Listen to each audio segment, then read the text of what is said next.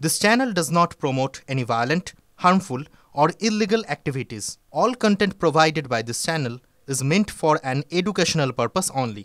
Top quality और consistent performance के लिए सिर्फ सिल्वर पंप नाम याद रखना। সুপ্রিম কোর্ট পরিষ্কার করে বলে দিয়েছেন তো যে কারা স্কুলে যেতে পারবেন, সেখানে তাদের ক্ষেত্রে একটা ভাষা তারা বার করেছেন, স্পেসিফিক্যালি নট টেন্টেড।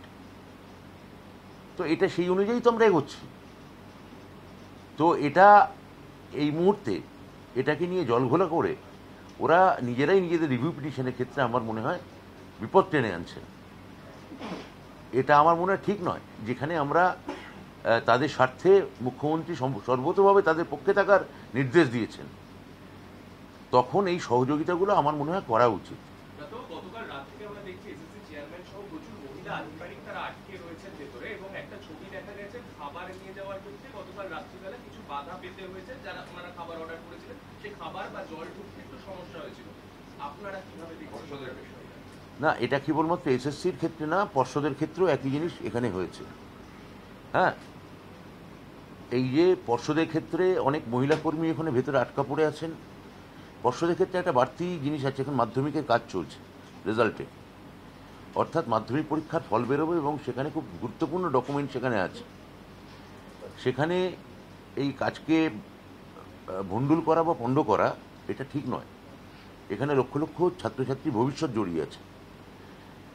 তো এখানে আমরা তাদের, এবং যেভাবে কালকে ওষুধ ফেলে দেওয়া হয়েছে, ওষুধ যেতে দেওয়া মানে নিয়ে যেতে দেওয়া হয়নি, খাবার নিয়ে যেতে দেওয়া হয়নি। তবে আজকে শুনলাম যে ওরা, আমি আপনাদের মাধ্যমে শুনলাম যে ওরা আজকে নমনীয় হয়েছেন। আমি আপনাদের মাধ্যমে ওদের কাছে দাবি রাখবো যে আপনারা আন্দোলন করুন, কিন্তু ওখানকার কোনো মানুষের বা কোনো আধিকারিকের যদি জীবন বিপন্ন হয়ে যায়, সেটাও আপনাদের একই সঙ্গে মনে রাখা উচিত। একেবারেই সরকার কোনো কড়া মনোভাব নেবে না। আমরা কি এতক্ষণ ধরে আছেন কোনো বলপ্রয়োগ করেছি? আমরা পুলিশ দিয়ে বোঝানোর চেষ্টা করেছি। আমরা একেবারেই কোনো কড়া মনোভাবের পক্ষে এখনও নই, এবং আমরা আলোচনাতেই বিশ্বাসী, আমরা আমাদের কাজে বিশ্বাসী। আমার মনে হয় যে ব্যাপারটা কোনো একটা হঠকারী জায়গায় নিয়ে গেলে আখেরে রিভিউ পিটিশনটা ডিস্টার্বড হতে পারে, এটা বিলম্বিত হতে পারে, সেটা করা উচিত নয়।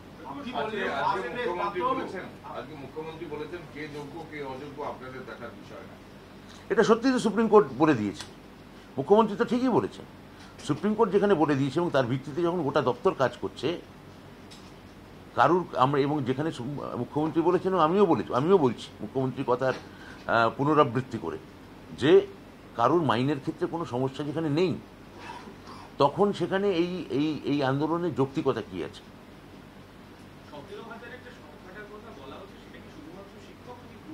না, গ্রুপ সি গ্রুপ ডির ক্ষেত্রে তো একটা পরিষ্কার সুপ্রিম কোর্টের ডিরেকশন আছে।